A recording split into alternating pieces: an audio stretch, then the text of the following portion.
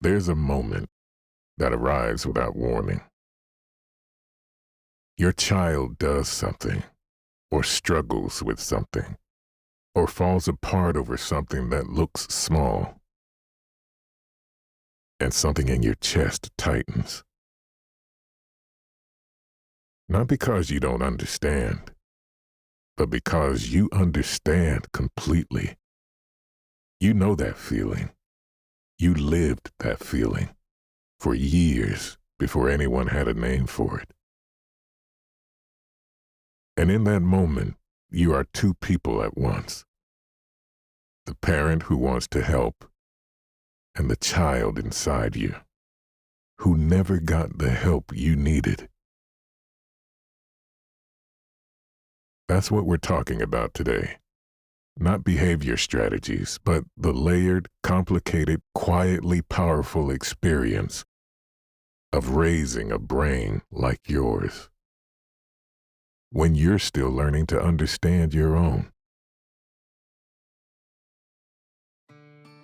This is Wisdom from the Porch with GP, where we slow things down, tell the truth, and make room for a little more clarity. There's a particular kind of hard that comes with this particular experience. When your child struggles with something that mirrors your own history, it doesn't just activate your parenting instincts. It activates your nervous system, the one that still remembers exactly how that felt from the inside. You're being asked to co-regulate another person. At the exact moment your own old wiring is lighting up. Most parenting books weren't written for that. Most parenting advice doesn't account for it. But it's real, and it matters to name it. There's also the practical weight. The school meetings, the paperwork, the follow-up emails, the advocacy conversations,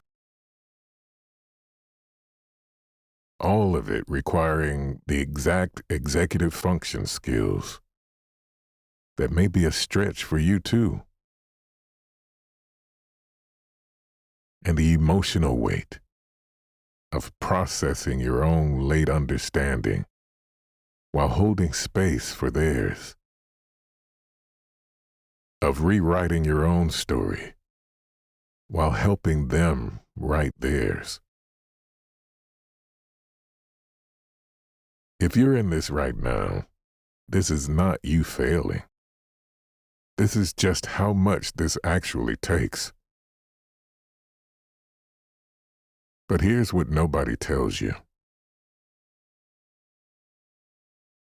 You understand your child in a way almost nobody else on earth can.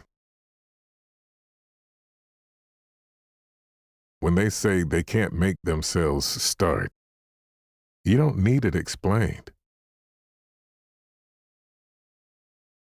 When they say the room is too loud, you're not skeptical for 1 second.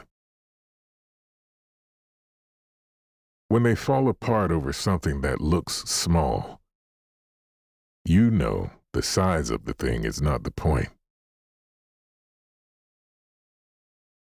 That kind of being seen is rare. And it's a genuine gift you're giving them every single day, even when it doesn't feel like it. The most powerful thing available to you right now is not a new strategy. It's the way you talk about your own brain in front of them. The shame you still carry about yourself will quietly become the shame they carry about themselves unless you do something different on purpose. So the most powerful move is simply being gentle with yourself out loud where they can hear it. You're not just raising a child who shares your wiring. You're showing them what it looks like to be at peace with it. That's the gift that changes everything. Not perfect parenting. Peace. So if you are in this, think of one thing you were once shamed for that you now see in your child. Notice how you respond to it in them. That noticing is where the cycle either continues or breaks. And you get to choose. Before I go, this is Heard You. This one came from Kanye at Kanye the Jukebox after the episode on why stimming can feel so shameful. Here's what he wrote. 8 to 9 years ago in my middle school years, I used to be shy of my stimming since I thought I'd be made fun of. But eventually, as I got into high school, I started to accept that I couldn't really change my stimming or try to stop it for others. But I realized that others could accept that. And I met a lot of other people who also had different kinds of stims or other diagnoses like autism or ADHD. Unfortunately, there were still people who found it weird, but as I got older, I started to realize not to feel shameful, but to express who I am through confidence. The more I found not to care about what others thought about me, the more I found out that life wasn't so hard. For me, it was a pretty quick journey, and I understood for others that it might not be as easy.